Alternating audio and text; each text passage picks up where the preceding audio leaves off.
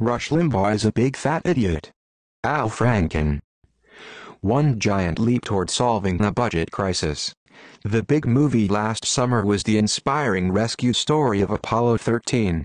Yet despite the boost of NASA's public image, the agency is still under the budget knife. That's because the big political story these days is balancing the budget. How can we cut all these programs, retain civilization, as we know it, and become a better and more compassionate country, as the Republicans are suggesting? Looked at the budget and it can be done, but we need creative thinking to make it work. In the spirit of Gingrich and Kasich, I have an idea. The new budget includes big cuts for both Medicare and NASA. Now here are two seemingly unrelated facts. Fact 1. 30% of Medicare expenditures are incurred by people in the last year of their lives. Fact 2. NASA spends billions per year on astronaut safety. Maybe you see where I'm going. Recent poll data show that our senior citizens are willing to make sacrifices if they will help lower the staggering debt on future generations. Most think these sacrifices would take the form of lower Social Security benefits. My idea is more radical. Why not shoot the elderly into space? Stay with me, because I'm not just thinking about the budget here. I'm talking about the science.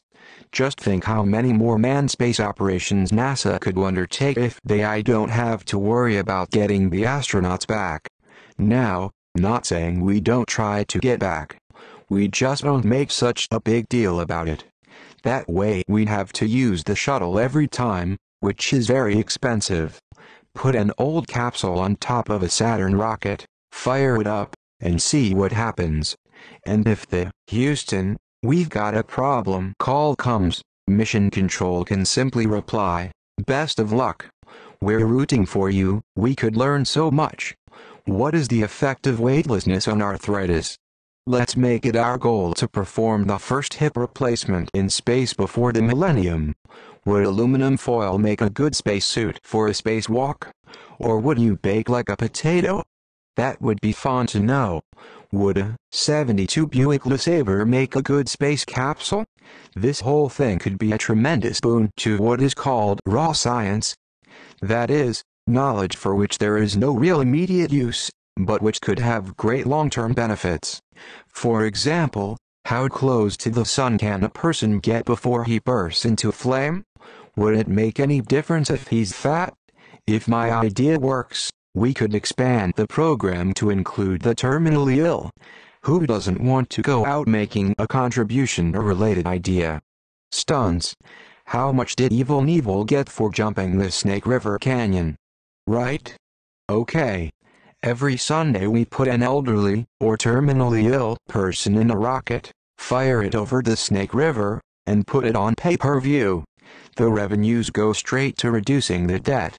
Here's another idea. I am not a military expert, so I am not sure that this is feasible. But here it is. From what I've read, I understand there is nothing more terrifying in battle than seeing enemy hordes charging at you, with no regard for their own lives.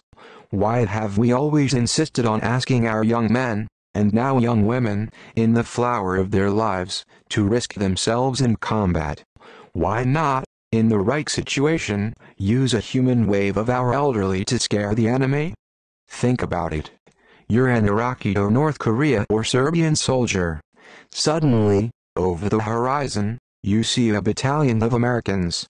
They won't attack, you think. America wouldn't risk the blood of its precious youth when it could simply employ their sophisticated, expensive weapons.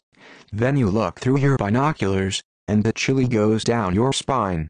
Retirees. Thousands and thousands of them. Each one older than the next. Each with a life expectancy of 3 or 4 years at most. You think to yourself, what do these people really have to lose? The 4 worst years of their lives.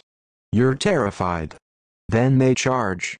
A slow charge, yes, but that makes it even more frightening. Admittedly, there are some kinks to work out. Mobilization would be tough.